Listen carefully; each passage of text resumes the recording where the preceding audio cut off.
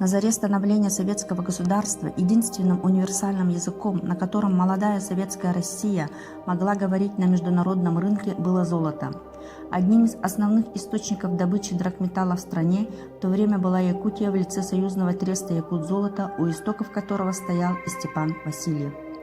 Теперь мало кто знает, что в 1920-е годы остро стоял вопрос по освоению месторождения золота на Алдане и вообще отторжения Алданского района от Якутии и присоединения его к Дальневосточной области. В связи с таким положением дел группа членов ЦИК СССР и делегатов Всесоюзного и Всероссийского съездов Советов представили Иосифу Сталину докладную записку, в которой наряду с другими насущными вопросами был поставлен вопрос и о алданских приисках. Докладная записка подписана членами ЦИК СССР и делегатами съездов Бараховым, Широких, Васильевым, делегатами 14-й Всесоюзной партконференции Якушевым, Габышевым, представителем Якутской АССР Донским. Приведем дословно содержание докладной записки в части алданских приисков. Этому вопросу мы придаем чисто политическое значение, и вот почему. С момента возникновения этих приисков Якутии приходится выдерживать напор со стороны Дальневосточной области, ведущей самую усиленную кампанию за отторжение Алданского района от Якутии и присоединение его к ДВО. Благодаря этому создалась нездоровая атмосфера взаимной неприязни. Алданский район и экономически, и географически, и климатически тяготеет к Якутии и составляет часть исторически сложившейся ее территории. Проведение железнодорожной линии, которая должна пройти со стороны ДВО через Алданский район на Якутск, во-первых, дело будущего, во-вторых, не может служить достаточным мотивом для присоединения этого района к ДВО. Притязание ДВО на алданские прииски объясняется исключительно наличием золота.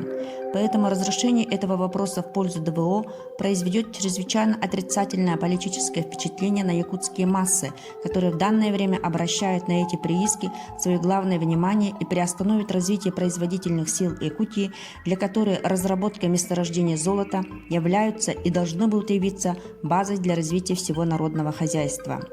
Кроме того, прииски эти переходят ныне в ведение ВСНХ СССР путем образования государственного треста союзного значения, что, безусловно, для Якутии выгоднее, чем передача их ДВО или образование подобного треста на территории ДВО. Мы просим, первое, признать Алданский район неотъемлемой частью Якутии и организовать трест союзного значения с подчинением ВСНХ СССР для эксплуатации золотых месторождений. Второе, дать соответствующие указания Дальневосточному обкому РКПБ прекратить притязания на этот район. В это время Степан Васильев учился в Коммунистическом университете имени Свердлова в Москве, но он всегда принимал активное участие в жизни республики, ему давали соответствующие поручения и просьбы по продвижению постановочных вопросов в недрах высших органов власти и партии. Об этом сохранился протокол Бюро Якутского обкома РКПБ от 28 февраля 1925 года. В соответствии с этим протоколом Степан Васильев наряду с Амосовым, Варфоломеевым, Захаренко, Кугаевским, Рысаковым, Габышевым и другими был вызван в Якутск и после уполномочен вместе с Курпаткиным быть представителями от Якутского обкома и Совета народных комиссаров комиссии ВСНХ на алданских приисках под председательством члена ЦИК Чуцкаева и отстаивать линию обкома СНК Якутии в вопросе Алдана, что и было ими успешно осуществлено. Алданский район благополучно в составе Якутии и является ее неотъемлемой частью. Так, первая плеяда государственных деятелей Якутии во главе с Амосовым, Бараховым, Васильевым твердо отстаивала интересы Якутии на самом высшем уровне власти, и благодаря которым Якутия в большей мере сохранила свои исконные территории.